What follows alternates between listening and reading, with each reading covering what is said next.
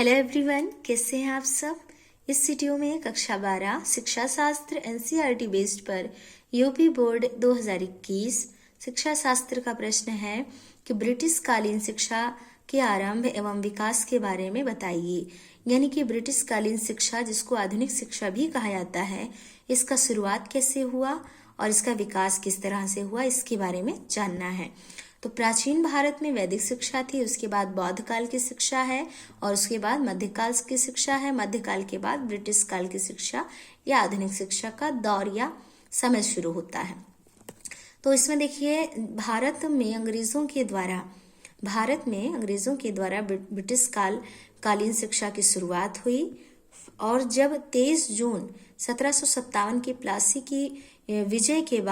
युद्ध की विजय के बाद अंग्रेजों का पैर भारत में मजबूत हो गया, तो उसके बाद भारत में अंग्रेजों ने ईसाई मिशनरियों के माध्यम से ईसाई धर्म के प्रचार प्रसार के लिए शिक्षा को अपना रास्ता बनाया। और इसके लिए देखिए, अगर हम ब्रिटिश कालीन शिक्षा की बात करें तो 1947 तक के समय को ब्रिटिश कालीन शिक्षा के नाम से या स्वतंत्रता पूर्व की शिक्षा के नाम से जाना जा सकता है, क्योंकि 15 अगस्त 1947 को भारत अंग्रेजों से मुक्त हो गया, आज़ाद हो गया था। तो 1947 आज़ादी के पहले तक के समय को ब्रिटिश कालीन शिक्षा के नाम से जाना जा सकता है। तो इस तरह से अंग्रेजों के द्वारा भारत में शिक्षा का जो दौर, प्रचलन, जो शुरुआत हुआ, उसी को ब्रिटिश कालीन शिक्षा का नाम दिया गया।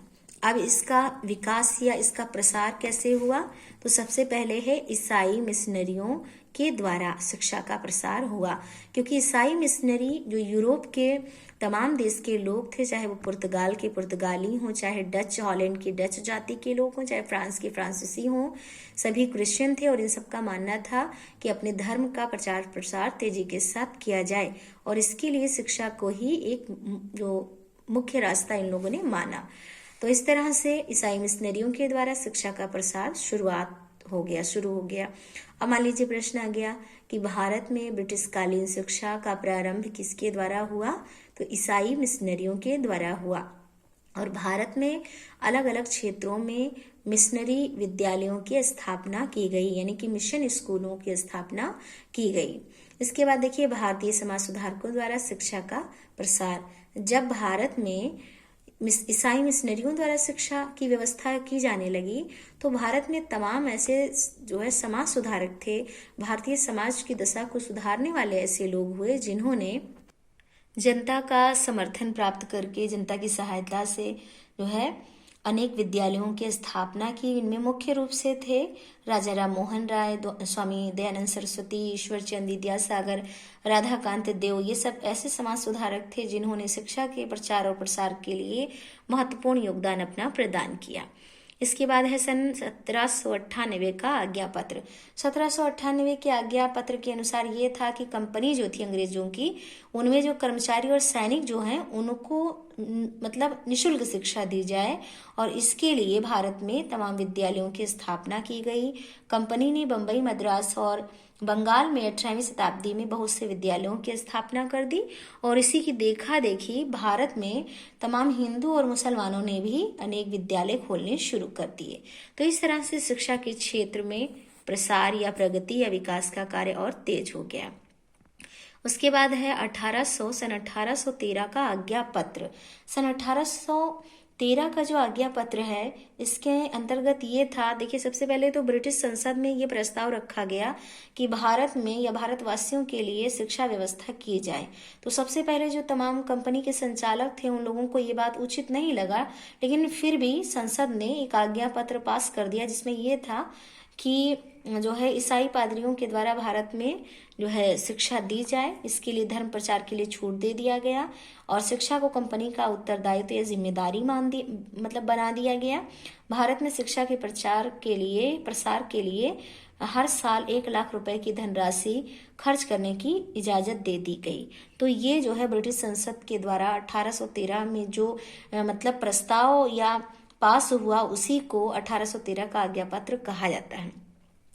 अब इसके बाद देखिए सन 1814 का कंपनी का आदेश। तो 1814 में कंपनी के आदेश के अनुसार ये था कि सबसे पहले शिक्षा की उन्नति हो, देसी शिक्षा और जो प्राच्य भाषाएं हैं उनकी उन्नति हो, भारतीय विद्वानों को प्रोत्साहन मिले, विज्ञान के प्रचार पर बल दिया जाए। लेकिन ये मतलब नियम तो बना परंतु इसमें कोई बहुत ज्यादा लाभ फायदा नहीं हुआ। इसके बाद है लॉर्ड मैकाले का विवरण पत्र।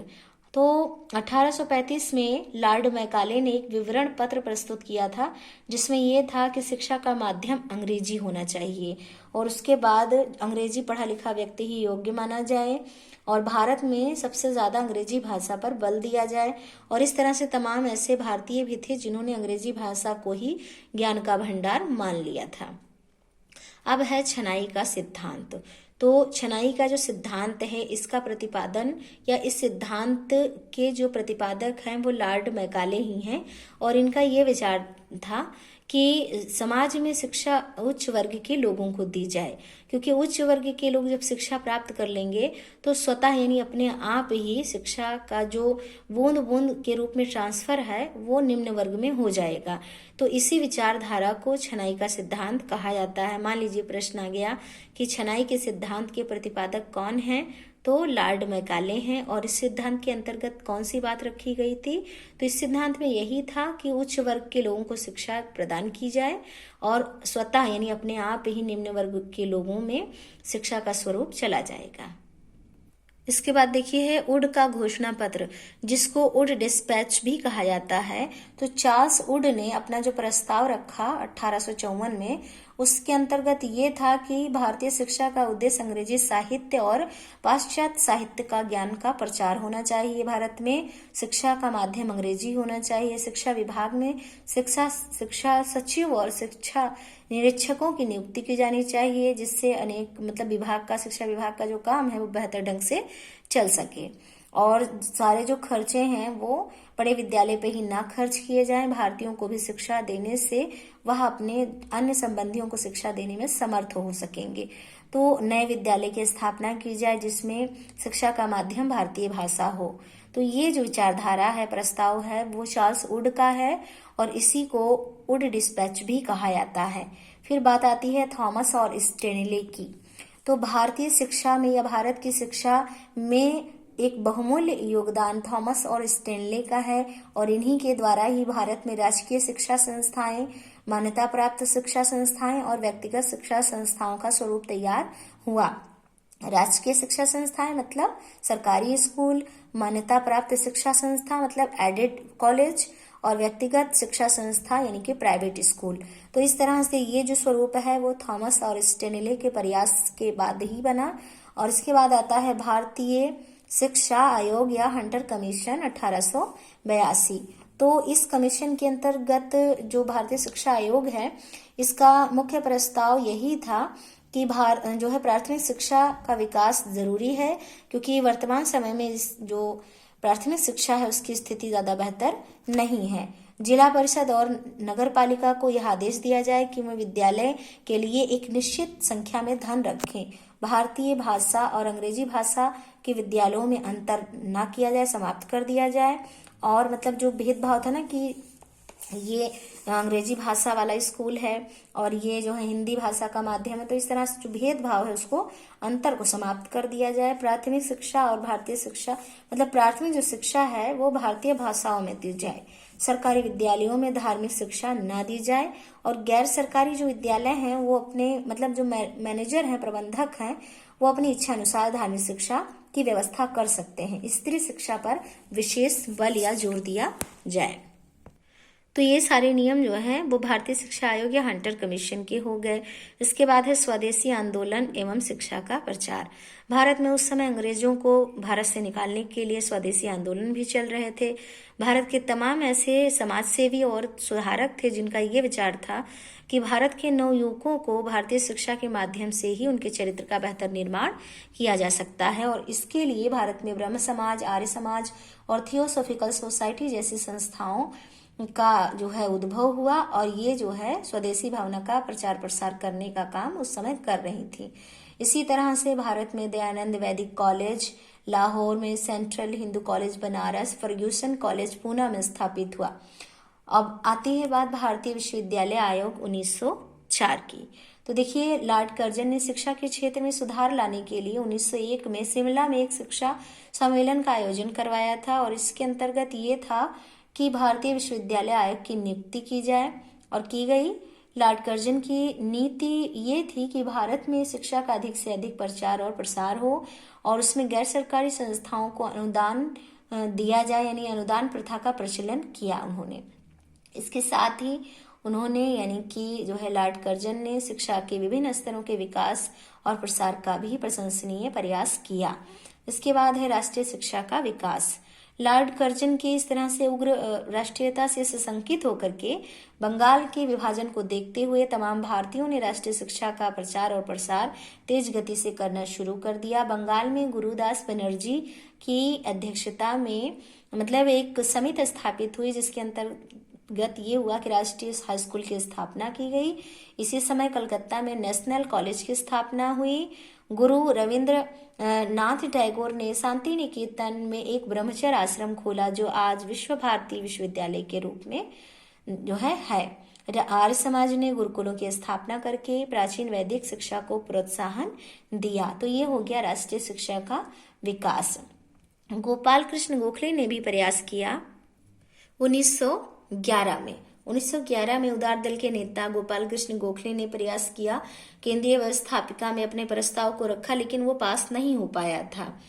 अब है कलकत्ता विश्वविद्यालय आयोग। तो 1917 में सैडलर की अध्यक्षता में एक आयोग की नियुक्ति की गई, जिसका मूल उद्देश्य यही था कि जो है मुख्य रूप से जो है कलकत्ता विश्वविद्यालय के संबंध में सुझाव देना, और उच्च शिक्षा के क्षेत्र में जो है स्त्री शिक्षा और माध्यमिक शिक्षा सभी विश्वविद्यालयों के शिक्षा के संबंध में महत्वपूर्ण सुझाव दिया गया। इस आयोग ने अंतर विश्वविद्यालय परिषद की स्थापना का सुझाव दिया। आज का विश्वविद्यालय उसी शिक्षा आयोग का विकसित स्वरूप है।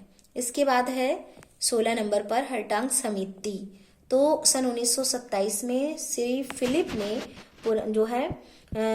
फिलिप हर्टांग ने प्राथमिक शिक्षा के संबंध में एक कमेटी नियुक्त की थी, जिसके अंतर्गत उन्होंने कहा था कि नए विद्यालय को खोलने की अपेक्षा पुराने विद्यालयों पर सुधार किया जाए, और जो है प्राथमिक शिक्षा निःशुल्क और अनिवार्य कर दी जाए, जरूरी कर दी जाए।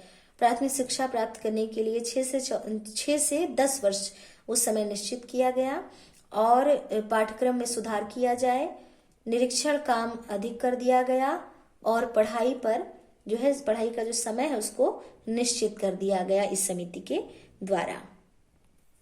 इसके बाद है व्यावसायिक शिक्षा एवं वुड एबट प्रतिवेदन, यानी कि व्यावसायिक शिक्षा, यानी कि ऐसी शिक्षा जिससे लोग अपना रोजगार करने का जो मेथड है उसको सीख सकें।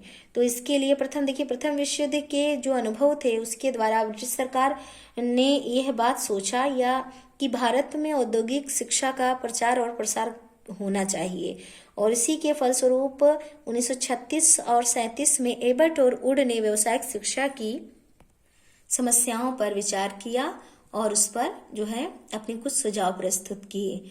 इसके बाद देखिए बेसिक शिक्षा या वर्धा योजना। तो ये योजना महात्मा गांधी जी की है। 1937 में वर्धा में एक शिक्षा सम्मेलन में महात्मा गांधी जी ने बेसिक शिक्षा की एक योजना प्रतिपादित की थी, जिसमें यह था कि 7 से 10 वर्ष के बालक बालिकाओं को निःशुल्क में यानी मुफ्त में या अनिवार्य रूप से शिक्षा दी जाए। और बेसिक शिक्षा आज देश की राष्ट्रीय प्राथमिक शिक्षा बन गई है। और इसके बाद है सार्जेंट योजना। 1944 में भारतीय शिक्षा सलाहकार जॉन सार्जेंट को भारत में युद्धोत्तर यानी युद्ध के बाद शिक्षा के विकास पर एक स्मृति पत्र तैयार करने का आदेश दिया गया था। उन्होंने शिक्षा के विभिन्न स्तर और विभिन्न पक्षों के संबंध में व्यापक सुझाव अपना जो दिया कि 3 से 6 वर्ष के बालकों के लिए नर्सरी विद्यालय की स्थापना की जाए और यह अनिवार्य और निःशुल्क हो। 6 से 14 वर्ष के बालकों को बेसिक शिक्षा के सिद्धांत के आधार पर शिक्षा दी जाए। हाई स्कूल के पाठ्यक्रम को साहित्यिक और औद्योगिक 2 भागों में बांट दिया जाए। बीए का पाठ्यक्रम 3 वर्ष का हो। तो ये जो है सार्जेंट योजना के तहत इस बात को रखा गया था। तो इस तरह से आपने जाना कि भारत में अंग्रेजों के समय में जो शिक्षा व्यवस्था शुरू हुई, बाद में कैसे स्टेप बाय स्टेप करके शिक्षा का स्वरूप, उसमें प्रचार प्रसार और विकास की प्रक्रिया में बदलाव होता गया है। अब देखिए इसी जो है में से कुछ यहाँ देखिए टॉपिक लिखा हुआ है, जैसे भारत में अंग्रेजी शिक्षा का आरंभ या शुरुआत लॉर्ड मैकाले के द्वारा हुआ। कलकत्ता में फोर्ट विलियम कॉलेज की स्थापना लॉर्ड वेलेस्ली ने की। अंग्रेजी शिक्षा का मैग्ना कार्टा चार्ल्स वुड के विवरण पत्र को कहा जाता है। भारतीय स्कूलों में शिक्षा के क्षेत्र में सहायता अनुदान प्रणाली की शुरुआत 1854 में चार्ल्स वुड के घोषणा पत्र में की गई थी। तो इस वीडियो में आपके लिए बस इतना ही। Thank you.